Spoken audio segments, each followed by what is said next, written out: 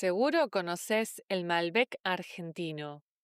Seguro sabes que Mendoza es la capital del vino. Pero, ¿sabes cómo empezó todo? Desde los primeros viñedos coloniales hasta el tren que cambió la historia.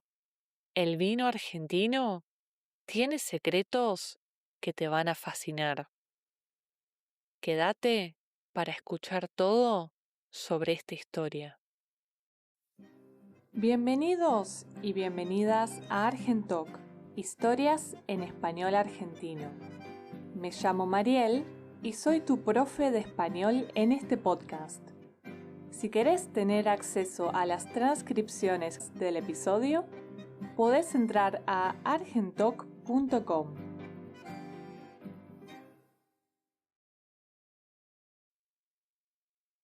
Hola, gente linda. ¿Cómo va todo? Qué copado tenerte por acá de vuelta, aprendiendo un poquito más sobre Argentina. Seguimos con el Morphy, ¿te acordás? La comida. A ver, la semana pasada charlamos del asado. Y obvio, ¿qué mejor que acompañarlo con una copita de vino tinto? Bueno, arranquemos por el principio. ¿Cómo llegó el vino a la Argentina? Bueno, resulta que llegó de la mano de los colonizadores españoles allá por el siglo XVI, como era de esperarse. La razón para empezar los viñedos fue por una cuestión bien práctica. La Iglesia Católica necesitaba vino para la misa. Sin vino no había comunión. Sin comunión no había salvación del alma. Así que los curas dijeron: muchachos, acá hay que plantar viñas sí o sí. Y entonces los que realmente se pusieron las pilas con el tema fueron los jesuitas. Estos tipos no jodían. Llegaron, vieron el territorio y dijeron: acá se puede hacer vino, pero en serio. Se metieron en Mendoza, en San Juan, incluso llegaron hasta Salta. Los jesuitas trajeron las primeras cepas europeas, principalmente la que acá llamamos criolla, y armaron viñedos que funcionaban de verdad. No era joda para ellos, necesitaban vino para las misas, pero también para vender y financiar sus misiones. Eran re pragmáticos. Ahora, acá hay algo que mucha gente no sabe y que es importante mencionar. Gran parte del trabajo en esos primeros viñedos lo hacían los esclavos africanos. Y no era solo trabajo pesado, ¿eh? Muchos de estos tipos venían con conocimientos sobre fermentación y destilación que habían aprendido en sus lugares de origen. O sea, no solo pusieron el lomo, también aportaron el saber. Es una pena que esta parte de la historia no se cuente mucho, porque sin esos conocimientos y ese trabajo, la cosa no habría salido tan bien. Y entre todos se la fueron rebuscando. Los españoles trajeron la técnica, los africanos pusieron el conocimiento y el trabajo, los jesuitas la organización. Y de todo ese quilombo salió algo nuevo. Porque no era el mismo vino que se hacía en España. El clima era distinto, la tierra era distinta, las uvas se adaptaron. Ya de entrada, el vino argentino tenía su propia personalidad, aunque todavía faltara un montón para que se dieran cuenta de eso. Y pasamos entonces al siglo XIX. Y acá aparece uno de los personajes más copados de la historia argentina, José de San Martín. Pero no voy a hablar de las batallas ni del cruce de los Andes. Voy a contar una anécdota que muestra que el Libertador tenía bastante sentido del humor y que sabía un par de cosas sobre vinos. Resulta que San Martín estaba en Mendoza, organizando el ejército de los Andes, y se dio cuenta de que sus oficiales eran bastante caretas con el tema del vino. Se hacían los entendidos, hablaban de vinos europeos como si fueran sommeliers y menospreciaban los vinos locales. Entonces, ¿qué hizo el astuto de San Martín? Organizó una degustación, pero con trampa. Agarró un vino de Mendoza, bueno, del que había en esa época, y le cambió las etiquetas. Les puso etiquetas de vinos de Málaga, que era lo más cheto que había en ese momento. Eran vinos españoles carísimos, que llegaban en barco y que solo tomaba la gente con guita, con plata. Los oficiales probaron el vino, empezaron a hacer gestos de aprobación, a elogiarlo, a decir que era exquisito, que se notaba la calidad europea. Que qué diferencia con estos vinos criollos de mierda. Y cuando ya estaban todos en pedo y contentos, San Martín les dijo: muchachos, esto que están tomando es vino de Mendoza. Che, acordate que en pedo quiere decir borracho. Así que San Martín se cagaba de risa, que quiere decir que se moría de risa. Les mostró que no entendían nada de vinos y que encima eran poco patriotas. Tremendo. Y de paso, les dio una lección que va más allá del vino. Lo nuestro vale aunque no tenga etiqueta elegante. Pero San Martín no solo usaba el vino para cargar a sus oficiales, reírse de ellos. También lo incorporó a la logística militar. Los soldados del ejército de los Andes cargaban en sus equipos unos recipientes que se llamaban chifles. Eran como cantimploras, pero hechas de cuerno de vaca. Ahí llevaban agua, pero también vino y aguardiente. ¿Por qué? Porque en esa época el alcohol no era solo para darse coraje antes de la batalla, aunque también servía para eso. Era desinfectante, era alimento, el vino tiene calorías, y era una forma de purificar agua cuando no estaba seguro de si era potable. O sea que cuando los soldados cruzaron los Andes, llevaban vino argentino en sus chifles. Me gusta pensar que el vino de Mendoza fue a liberar Chile y Perú junto con San Martín. Qué hermoso, ¿no? Y el vino argentino pegó el salto más adelante, a fines del siglo XIX, cuando llegó la gran inmigración europea. Hablamos principalmente de italianos y españoles, pero también franceses, alemanes, un quilombo hermoso de gente que venía a ser la América o la Argentina. Y estos tipos traían algo importantísimo: la costumbre de que el vino era parte del morfi diario, no un lujo. Para un italiano o un español de esa época, comer sin vino era como comer asado sin chimichurri. No se podía. Los gauchos y la gente del campo argentino tomaban más que nada Carlón, que era un vino medio berreta, de mala calidad, o aguardiente.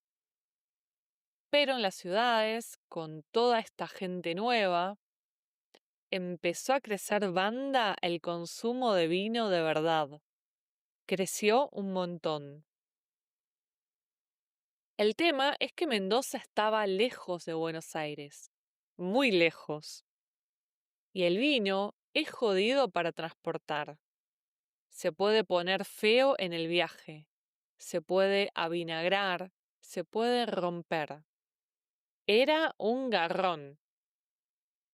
Hasta que apareció el tren. Y acá tengo que hacer una pausa dramática. Porque este transporte fue clave para el vino argentino. Sin el tren, no había manera de que el vino llegara rápido y en buen estado desde Mendoza hasta Buenos Aires. Si no, terminaba avinagrado y nadie quería brindar con eso. Con el tren, el viaje de Mendoza a Buenos Aires se hacía en 30 a 48 horas. Era un golazo. De repente, los porteños podían tomar vino mendocino fresco, en buen estado y a un precio razonable. Esto cambió todo. Los bodegueros mendocinos dejaron de hacer vino solo para el consumo local y empezaron a pensar en grande. Si podemos vender en Buenos Aires, podemos vender en todo el país, pensaron. Y tenían razón. La demanda se disparó. Los inmigrantes querían vino. Los criollos empezaron a sumarse a la moda. Y de repente el vino pasó a ser un negocio en serio. Se empezaron a plantar viñedos como locos. Se trajeron nuevas variedades de uva de Europa. Se modernizaron las bodegas. Y entonces pasó algo recopado. Los mismos inmigrantes que consumían vino también empezaron a producirlo. Italianos que sabían de vinos se instalaron en Mendoza y armaron bodegas. Trajeron técnicas europeas, pero las adaptaron al terreno y al clima argentinos. Era como un círculo virtuoso. Más inmigración, más consumo, más producción, mejor calidad, más consumo.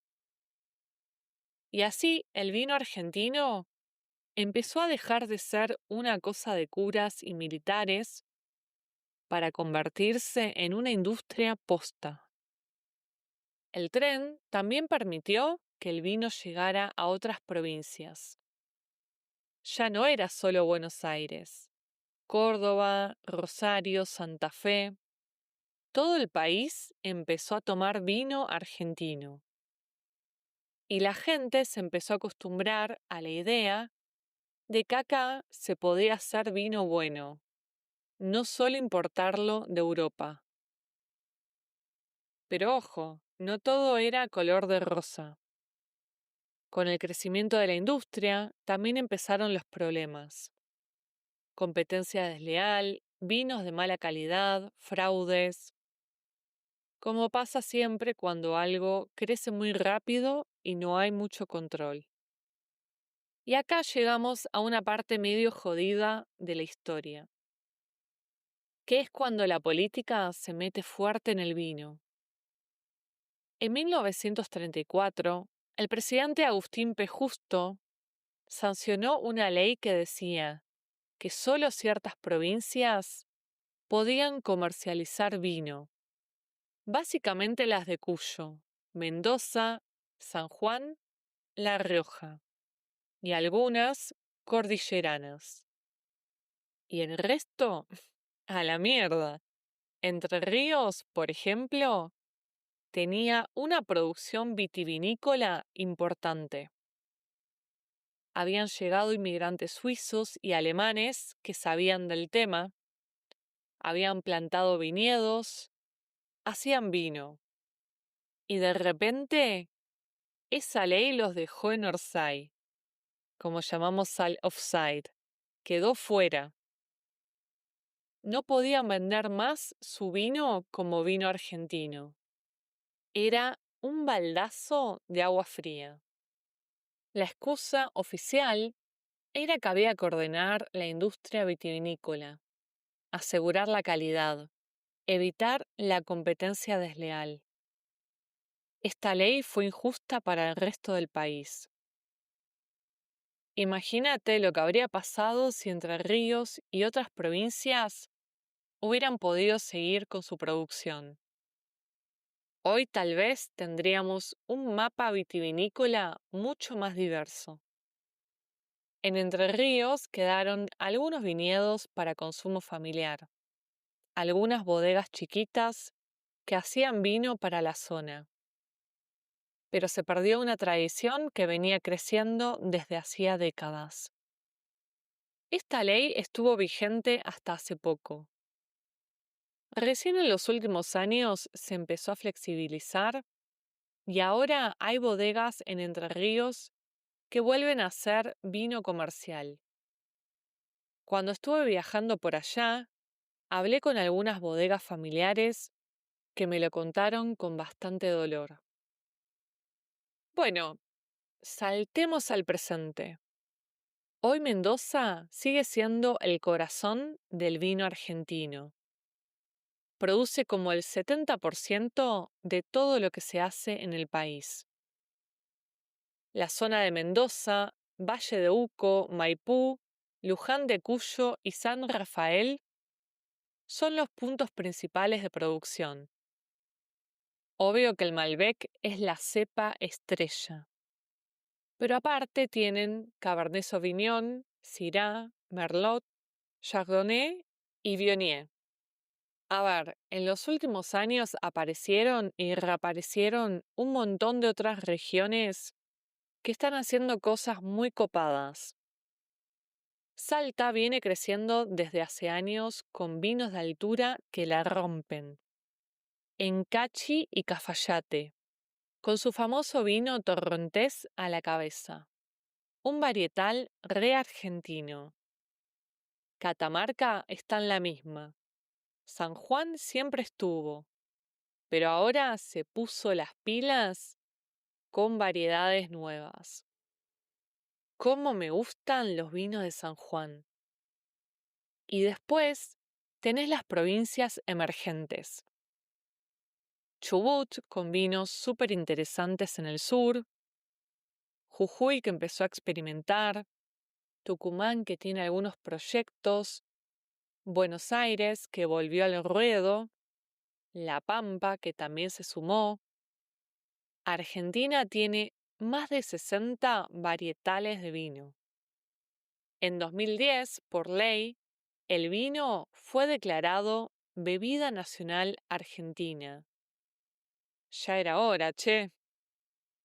Pero hay algo del vino argentino que me parece importante rescatar. Más allá de varietales, terroir y toda esa parafernalia técnica. Y es que el vino acá es social. No es como el whisky, que lo tomás en soledad. El vino es para compartir. Es de abrir la botella y que se arme la ronda. En Argentina no da que tengas una botella de vino y no la compartas. Es así de simple. El vino es eso, pensar en el otro, invitar, brindar, hacer que la charla se ponga buena, que la comida sepa mejor, que la juntada sea más divertida.